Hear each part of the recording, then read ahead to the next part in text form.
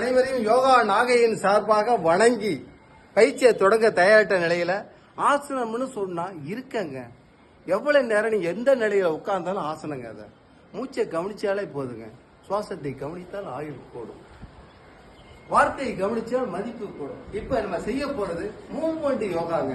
பயணத்துக்கு தயார் பண்றதுக்கு நமக்கு என்ன தேவை, அதுக்கு தேவையான பொருட்கள்லாம் ஏற்கனவே ரெடி பண்ணி வச்சுட்டா யாரையும் நம்ம எதிர்பார்க்க வேண்டிய அவசியமே இல்லை. இதுதாங்க உண்மை.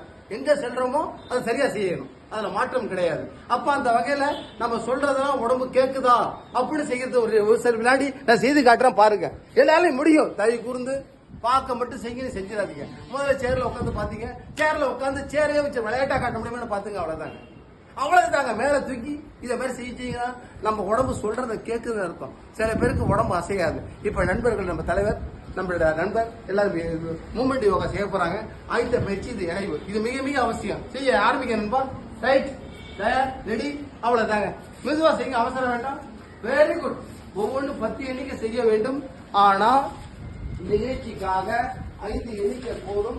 இதை தொடர்ந்து செயல்பட்டால் உங்கள் கால் கைகள் எந்த அளவுக்கு செயல்படுது என்பதை செய்ய தெரிஞ்சுக்கலாம். இது அதுவே செய்ய செய்ய பத்மாசனம் போடுவது இயல்புங்க. பத்மாசனம் ஒரு ஆள் போட்டுட்டாலே அவருடைய பத்மா என்றால் தாமரை.